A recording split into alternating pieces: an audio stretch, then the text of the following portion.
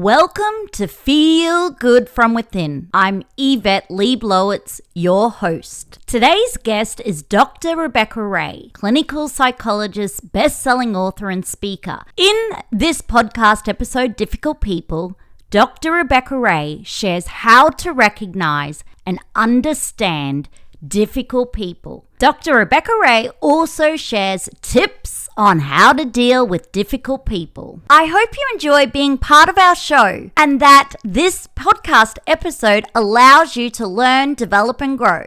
Hi everyone, it's Yvette Le Blowitz from spiritgirl.com and welcome to Feel Good From Within.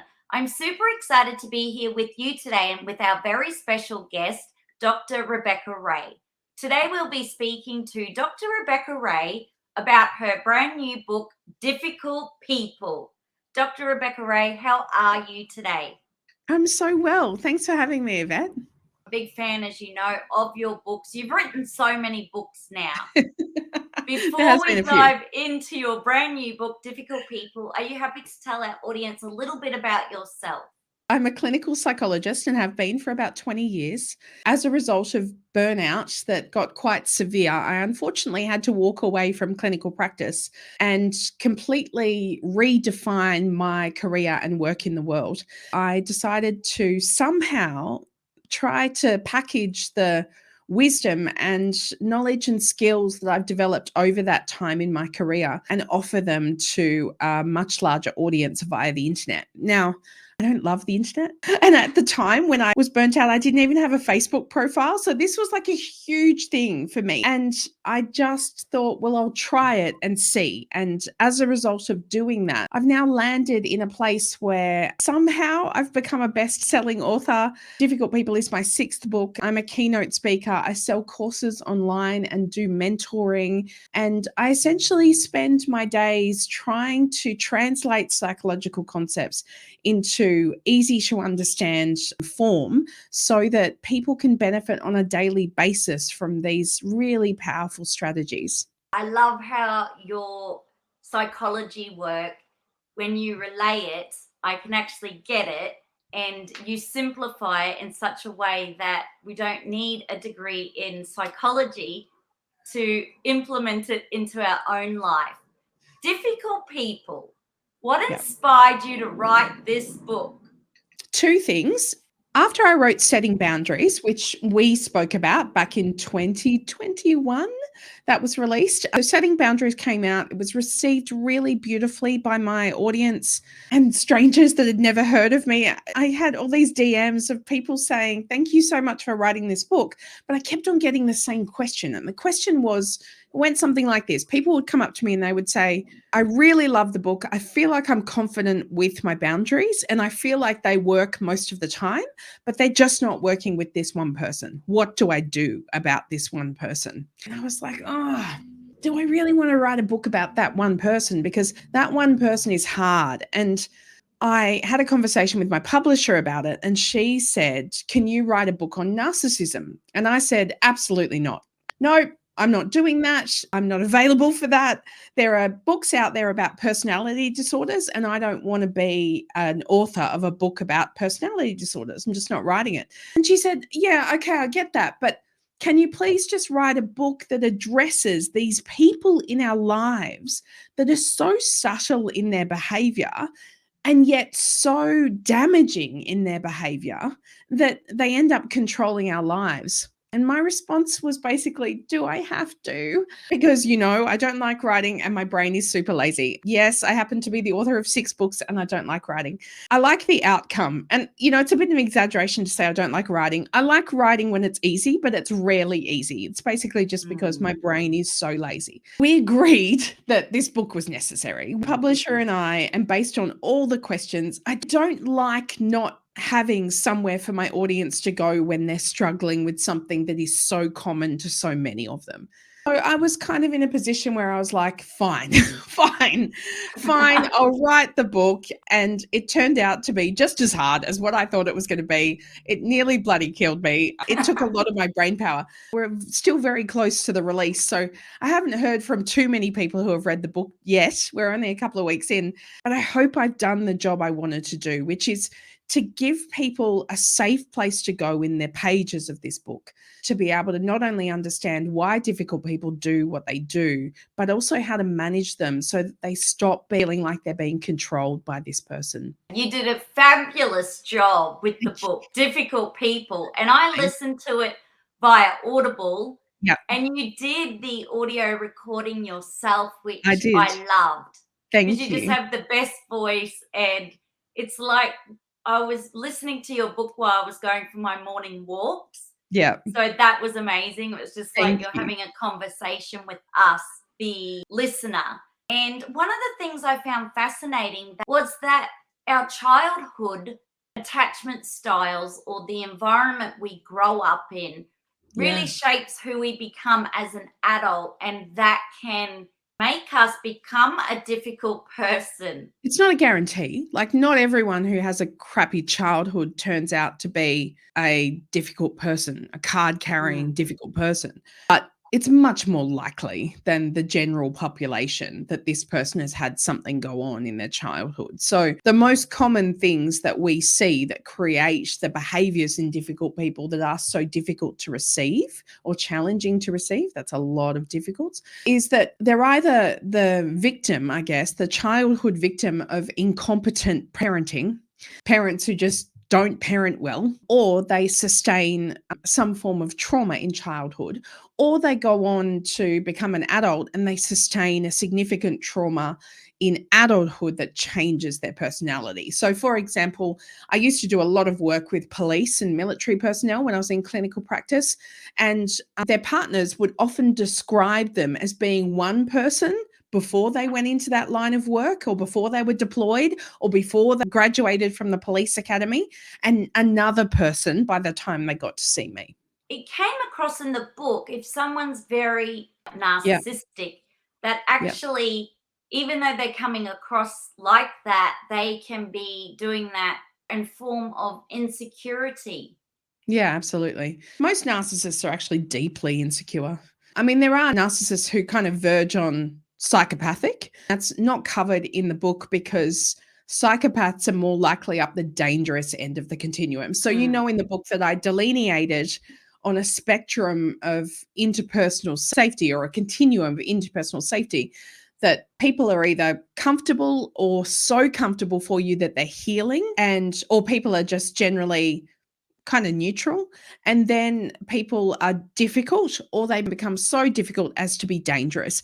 Now, dangerous people are people who generally transgress boundaries to the level that their behavior is criminal, or they are so psychopathic that their behavior actually damages you in the long term in a very deep way. For listeners, I want you to be aware that those types of people who are so incredibly narcissistic as to verge on psychopathic, just like, stay away, honestly. Get space between you and this person. But most of the time, the difficult person who falls into the category of narcissism that we're dealing with is doing so just because they're deeply insecure. So they're trying to fulfill a kind of like a void within them that's not complete because their self-worth is so lacking.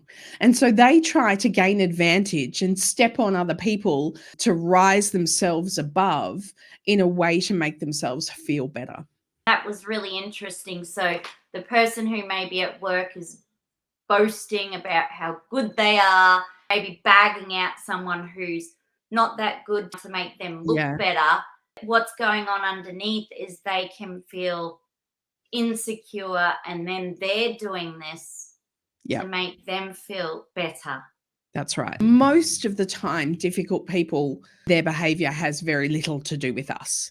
However, we can find ourselves entering into a dance with difficult people, so especially difficult people that we're around a long time. So it might be a boss that you've been working for 5 years, and you end up in this pattern where they do this and you do that.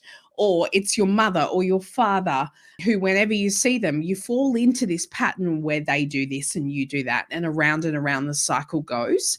But usually that pattern started in the first place because the difficult person is so ineffective at being able to manage their own stuff. And so instead, they project that stuff onto other people and blame other people for their experience of the world.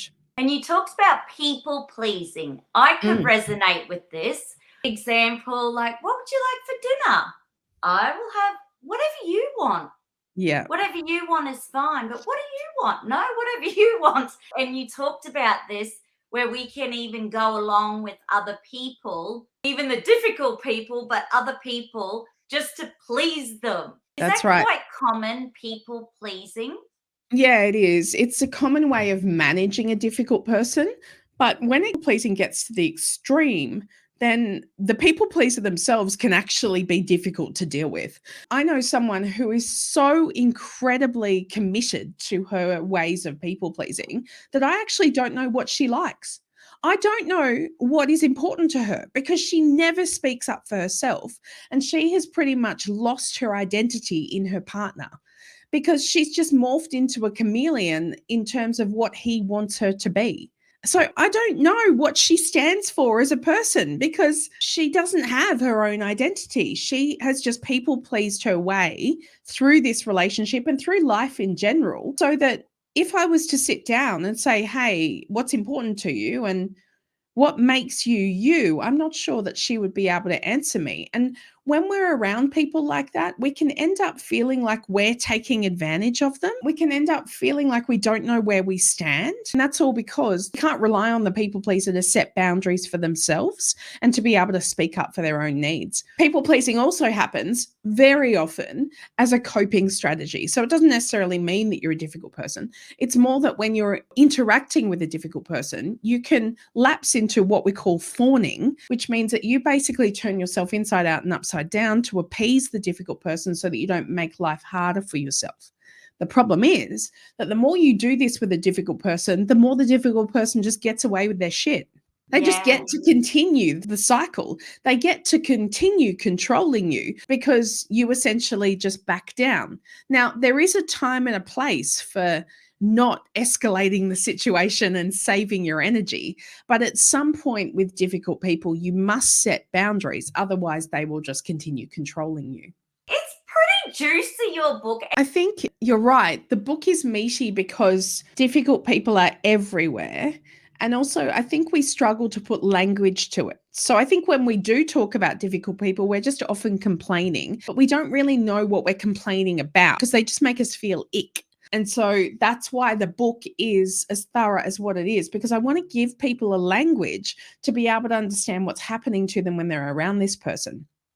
Do if we're the difficult person? The answer to that is, look, probably not, because people that walk into bookstores and buy books called difficult people are generally not difficult people. You know, difficult people don't really read self-help books. So what I will say is that we can all be difficult at various times. We can all behave badly at various times. And it's worth looking at your own behavior and looking at times where that behavior has been sustained, because the difference between a person having a bad day or a bad week or a bad life chapter and a card carrying difficult person is usually the longevity of their behavior. And that means that they've behaved in this way for a long period of time, so much so that you probably can predict what they're going to do the next time you see them because they are that predictable. Now, for people who are questioning whether it's them that's the problem, I really encourage you to first approach yourself with some compassion. Just know that you're a human. And as a human, we are all imperfect. We all sometimes let our guard down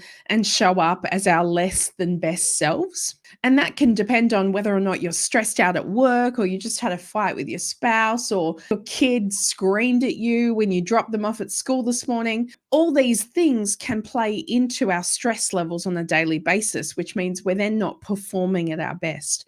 But a difficult person moves through the world with an ineffective way of coping and relating to other people. So they're generally like that most, if not all of the time. Whereas for you, you'll notice that you're like that because you're grieving the loss of someone in your family that's just died, or because you're going through a divorce, or because we're facing a cost of living crisis and you don't know how you're going to pay your bills this week. So generally, if someone's reading the book and going, oh my goodness, I think I'm a difficult person, I just want you to ask, are you? Or are you just having a really rough time right now? Having said that, I'm also a trauma survivor, a complex trauma survivor. And there were certainly times in my life when before I did the work of healing, which is like an ongoing process and probably will be for the rest of my life, before I did like really intense therapy, there were times where my coping was stretched to its limit and I was a difficult person.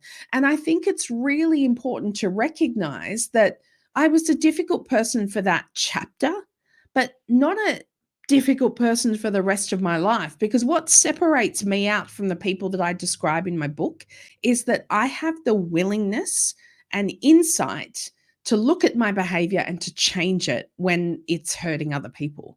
Now, generally, difficult people don't have willingness and insight. They either don't know what they're doing or they don't care because they're benefiting from it. So for anyone that's listening and thinking, my goodness, what if it's me? I'm going to say, look, it might be at various times. At various times, you might just not be your best self. And no one is their best self 100% of the time. So go gently, give yourself some space to be human.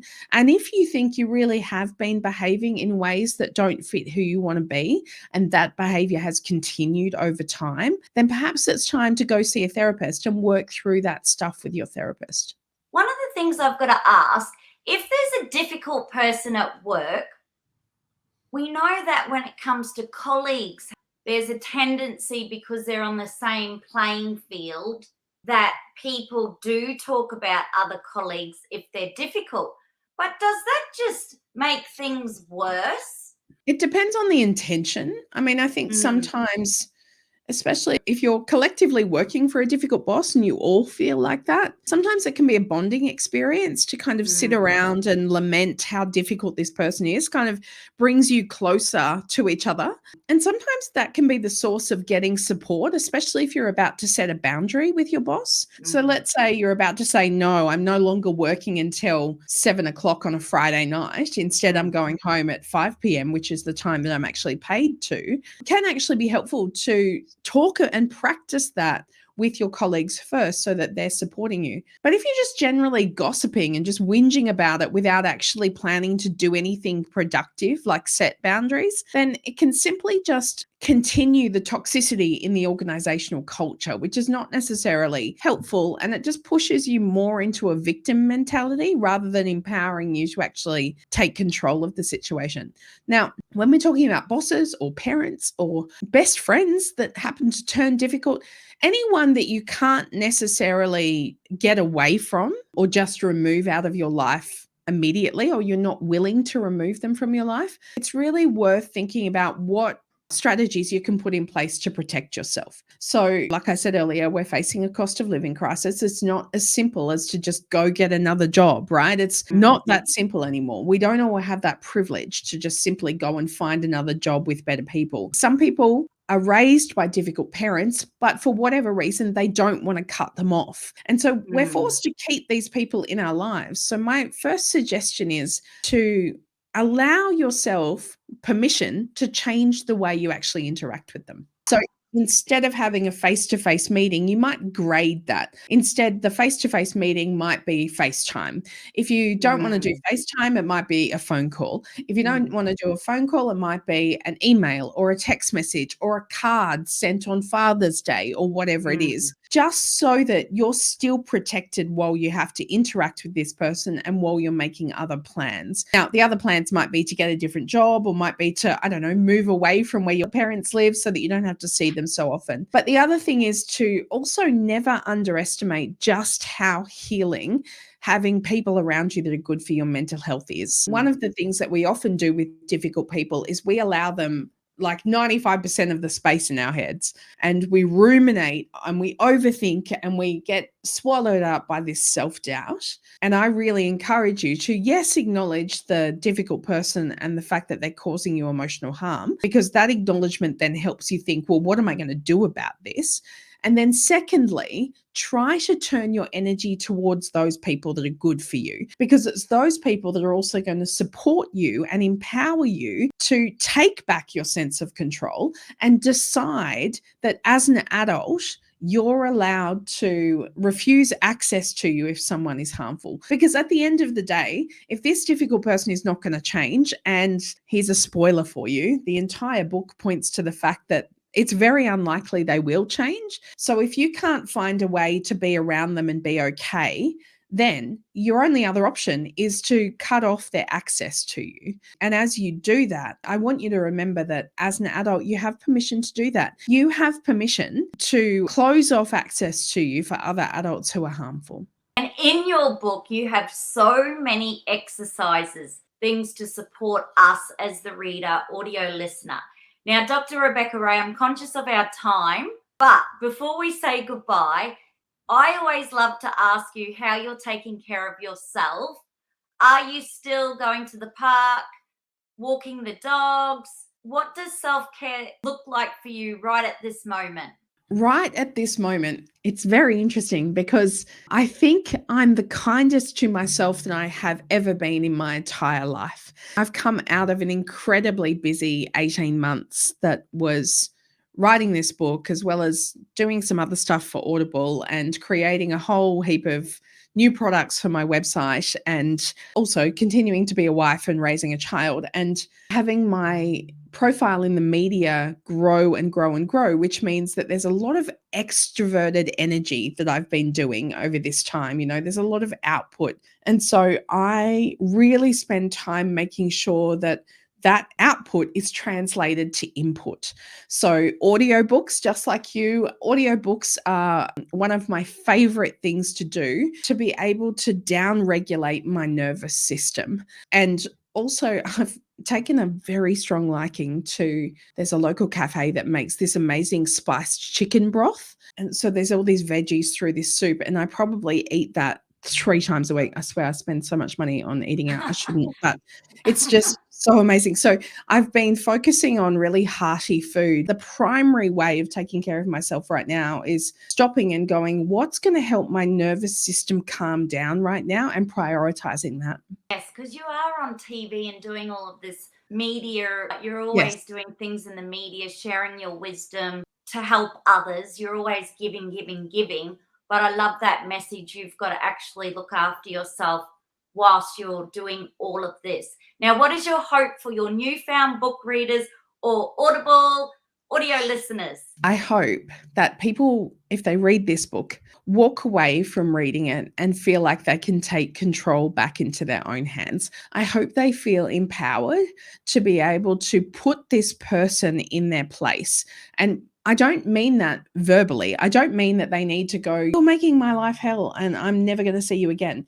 If you read the book, you'll understand that I actually don't really advocate that, because you're just going to set yourself up for a fight. What I do advocate, though, is you making a choice to live your life on your own terms and not giving away that choice to this difficult person in your life.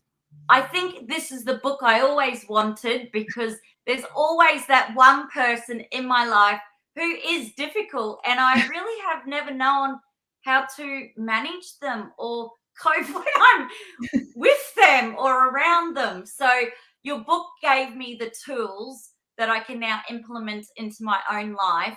And I think that's why I love your work so much. So Dr. Rebecca Ray, how can we stay in touch with you after this podcast show? Well, that's the nicest compliment. Thanks, Yvette. You can find me on the internet at rebeccaray.com.au, and I'm on all the socials as at Dr. Rebecca Ray, that's R-A-Y, mainly on Instagram and occasionally over on LinkedIn. And you can find difficult people in all good bookstores and online retailers in Australia and New Zealand in print.